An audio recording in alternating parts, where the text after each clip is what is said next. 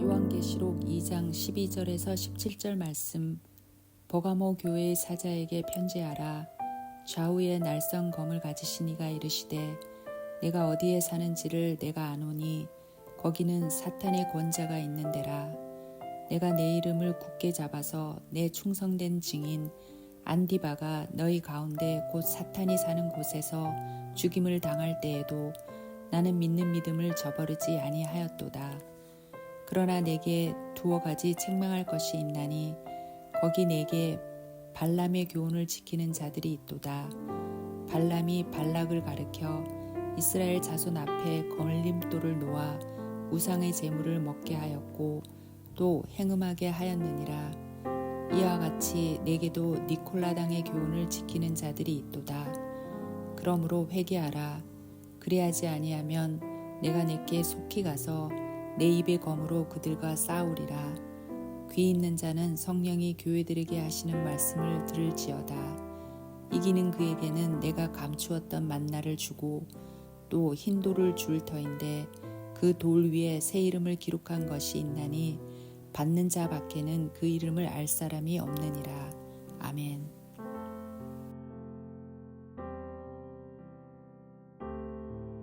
함께 기도하겠습니다.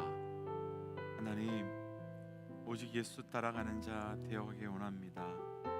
예수 따라가도록 우리의 교회를 허락하여 주셨으니 그 허락하여 주신 교회 위에 우리의 삶을 온전히 드리며 주께서 교회를 허락하여 주신 그 뜻대로 살아갈 수 있도록 동행하여 주옵소서. 모든 말씀 예수님 이름으로 기도하였습니다. 아멘. 할렐루야. 우리에게 말씀을 주시고 그 말씀을 통해 살고 호흡할 수 있는 은혜를 우리에게 허락하여 주신 우리 하나님의 이름을 높이 찬양합니다. 오늘 우리가 함께 나눌 말씀의 제목은 버가모 교회는 이라고 하는 말씀의 제목으로 어제 말씀에 이어서 7교회를 향하여 주신 메시지 가운데 세 번째 교회인 버가모 교회를 향한 말씀입니다. 어제 말씀에서도 잠시 나누었지만 이 7교회는 단순하게 지역적으로만 있는 그 7교회, 아시아에 있었던 7교회를만 향한 말씀이 아닙니다. 이 7교회는 지금 이 땅에 세워진 모든 교회의 모습을 보여주는 교회들로 각 교회의 특징과 모습 속에서 우리는 우리 교회의 모습과 또 우리 자신의 모습을 찾아가고 또 그를 통해서 우리에게 주시는 그 하나님의 음성, 그 하나님의 뜻을 분별하려고 하는 것입니다. 오늘 버가모 교회에 대한 말씀을 묵상하면서 우리 안에 또 내 안에 우리 교회 안에 버가모 교회의 모습이 있는 것은 아닌지 함께 묵상하고 그를 통하여 하나님께서 우리에게 주시는 주의 음성을 들을 수 있는 이 말씀이 되어 가시기를 주의 이름으로 축복하며 도전합니다. 버가모 교회는 첫 번째 오늘 본문 중에서요 12절과 13절 먼저 한번 천천히 읽어보지요. 12절과 13절 말씀 함께 읽어보겠습니다. 버가모 교회의 사자들에게 편지하라. 좌우에 날선 검을 가지신 이가 이르시되 내가 어디에 사는지를 내가 아노니 거기는 사탄의 군제가 있는 데라. 내가 내 이름을 굳게 잡아서 내 충성된 증인 안디바가 너희 가운데 곧 사탄이 사는 곳에서 죽음을 당할 때에도 나를 믿는 믿음을 저버리지 아니하였도다. 아멘. 오늘 말씀에서 버가모 교회의 가장 큰 특징 중에 한 가지는 버가모 지역에 사탄의 군제가 있는 곳이며 그래서 우상 숭배가 자리 잡고 있던 그런 지역에 있는 교회였다라고 하는 것으로부터 시작되고 있는 말씀입니다. 그런데 그 교회를 향해서 하나님께서 칭찬하시는 것이 있는데 그 교회의 특징은 바로 많은 핍박 가운데서도 충성된 증인 안디바가 너희 가운데 사탄이 사는 곳에서 죽임을 당할 때, 그러니까 순교를 당해야 할 만큼 험하고 아픈 곳에 있었지만 그러나 순교할 때에도 너희는 믿음을 저버리지 않았던 교회와 성도였다라고 말씀하시고 있으면서 그러니까 버가모 교회는 우상 숭배자들의 핍박 가운데서도 자신의 믿음을 아주 굳건하게 지켜가고 있었던 교회, 그런 교회였던 것이지요. 먼저 여기까지 나누고 저를 비롯한 우리 모든 믿음의 동역자들에게 도전하고 싶은 것은 버가모 교회의 성도들과 같이 어떤 일이 있어도 어떤 어려움이 있어도 우리의 믿음을 끝까지 지켜가며 믿음을 포기하지 않는 믿음의 삶, 신앙의 삶 되시기를 주의 이름으로 축복하며 도전합니다. 그런데요, 이런 버가모 교회를 향해서 하나님께서는 책망할 것이 있다라고 말씀하시는데요, 본문의 14절과 15절 함께 좀 읽어볼까요? 14절 15절입니다. 그러나 내가 내게 두어 가지 책망할 것이 있나니 거기 내가 발람의 교훈을 지킨 자들이 있도다.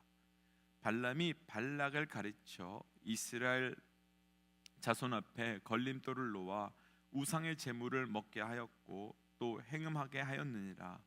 이와 같이 너희도 니골라 당의 교훈을 지키는 자들이 있도다. 아멘. 버가모 교회의 특징은 조금 전에 나눴던 것처럼 사탄의 권자가 있는 아주 우상 숭배가 강력하게 자리 잡았던 그런 지역에 있었는데, 그 가운데 그런 핍박에서도 자기 자신의 믿음을 잘 지켜내었고 잘 견뎌냈던 교회였습니다. 그러나 문제는 그 핍박이 그치고 난 이후에 평안함 가운데서는 자기의 믿음을 지키는 것에 실패해버렸고 발람과 니골라 당의 교훈을 지키는 자들이 생겨났다라고 말하고 있는 겁니다. 그럼 발람과 니골라 당의 교훈은 어떤 것일까요? 사실 니골라 당은 히브리어로 발람과 같은 의미를 가지고 있는데, 민수기 22장에서 발람은 하나님의 거룩한 진 안에 결코 들어와서는 안 되는 모압 여자를 데리고 와서 조금도 부끄러워하지 않고 오히려 당당하게 음란하게 섰다가 하나님 앞에 진노를 샀던 자들이었습니다. 그러니까 발람의 교훈을 받았다라고 하는 것은 그 하나님의 백성으로서 하지 말아야 하는 행동을 당당하게, 아주 당당하게 하면서 조금도 부끄러워하지 않거나 수치스러워하지 않고 오히려 당당하게 행동하는 그런 모습을 보였다라고 말하는 것이고, 바로 그렇게 행동한 것이 발람의 교훈을, 그리고 니골라 당의 교훈을 따라간 자들을 의미하는 것입니다. 이 말씀을 그대로 우리에게 한번 적용해 보고 싶습니다.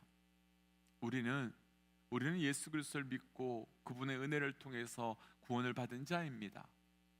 그렇다면 이제 우리는 더 이상 그 어떤 계명도 지키지 않아도 되는 상태가 된 것인지요? 이제 우리는 어떤 율법으로도 완전히 자유함을 얻어가지고 그 율법의 행위를 하나도 안 지켜도 되는 것인지요? 아닙니다. 그렇지 않습니다. 우리가 예수를 믿게 되고 예수님이 우리를 구원한 이유는 그 우리의 행위에 달려 있지 않고 그분이 우리를 사랑하셨기 때문에 이루어진 것이 맞습니다. 마치 남녀가 결혼하는 것처럼 우리가 사랑에 의해서 우리의 아내와 결혼하고 사랑에 의해서 우리의 남편과 결혼하게 된 것처럼 똑같은 것이죠. 그런데 그럼 그렇게 사랑을 전제로 결혼한 두 사람이 결혼으로 인해서 한 몸을 이루게 되면 어떤 관계가 이제 시작됩니까? 나는 결혼했으니까, 나는 그를 사랑하니까 그 상대 앞에서 제가 마음껏 행동해도 됩니까? 아무런 말, 아무런 행동, 사랑하니까 그렇게 막 해도 됩니까? 아니지요. 그렇지 않습니다. 사랑하기 때문에 우리가 지켜야 할 또 다른 기준과 사랑하기 때문에 우리가 지켜야 할 또 다른 규칙이라는 것이 생기지요. 계명은 우리에게 구원을 주신 것이 아닙니다. 율법을 지킨다고 해서 우리의 구원을 받는 것도 아닙니다. 반대로 그 계명이 우리에게 어떤 저주를 갖다 주는 것도 아닙니다. 그러나 이제 우리가 믿음으로 말미암아 구원을 받았다고 우리에게 계명이나 율법이 사라지는 것이 아닙니다. 여전히 우리에게는 그 율법과 계명이 유효하고 지켜가고 존재하고 있습니다.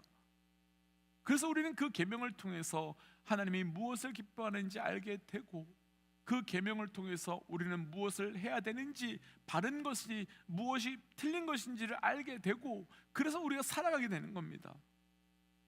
그래서 예수 그리스도께서 이 땅에 오셔서 하신 말씀이 나는 율법을 완성하러 왔다라고 말씀하셨습니다. 우리는 예수 그리스도와 연합하고 구원받음으로 말미암아 우리의 신랑 되신 예수 그리스도께서 우리에게 무엇을 주셨는가 하면 그분의 옷을 입혀 주셨고, 그분의 옷을 입은 우리는 구원받은 자로서 율법 때문에 구원받은 것은 아니지만 구원받았기에 하나님이 기뻐하시는 삶을 살기 위하여 그 기준이라고는 율법의 기준에 맞추어서 예수의 옷을 입고 살아가는 존재들이라는 것입니다. 그렇다면 결국 오늘 말씀에서 버가모 교회를 향하여 책망의 말씀에서 핵심 내용인 발람의 교훈과 니골라 당의 교훈을 따라갔다고 하는 것은 하나님의 백성으로서 해야 될 어떤, 또 지켜야 될 어떤 계명이나 율법을 버린 자들을 의미하는 것이지요. 앞서 설명드린 것처럼 우리가 구원받은 순간 우린 예수 그리스도의 옷을 입게 됩니다. 때문에 그래서 더 그분의 말씀을 지키며 그분의 뜻대로 살아가야 되는 삶이 우리에게 주어져 있는 것입니다.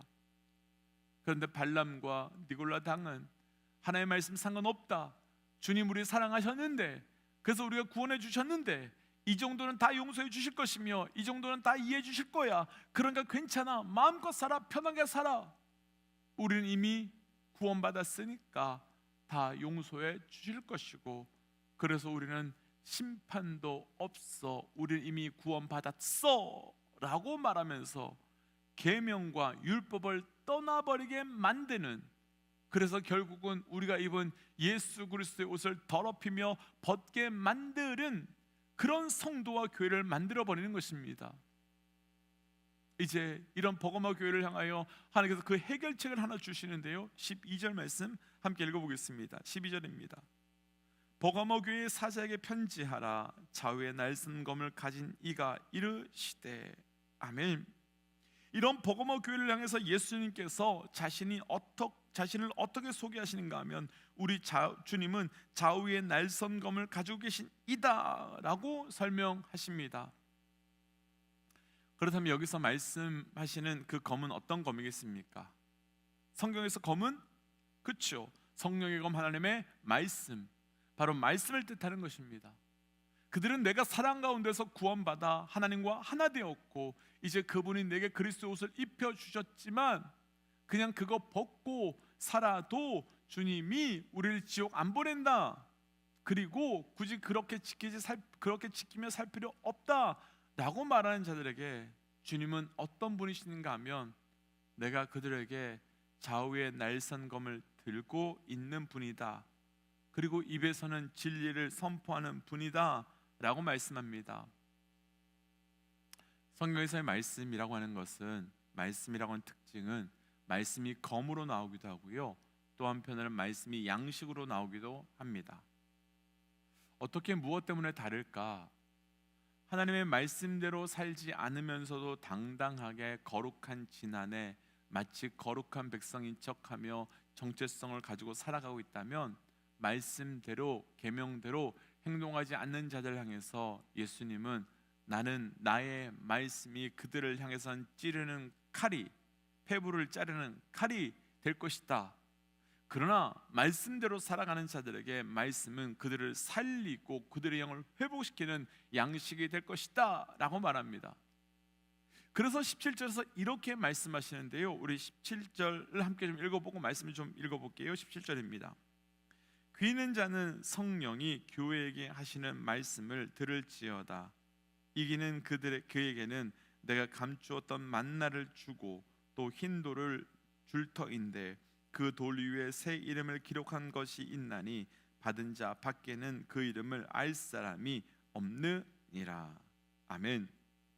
하나님께서는요, 발람의 교훈, 또 미골라 당의 교훈을 따르고 있는 자들에게는 내 말이 검이 되어서 그들을 찌를 것이지만, 그러나 내 말을 지키고 거룩한 예수 그리스도의 옷을 입고 계명과 율법을 지키는 자들에게는 우리의 행위로도 구원받은 것을 드러내시며 하나님께 영광 올려드리는 그들에게는 내가 감추었던 만나 생명의 양식, 그러니까 그들에게는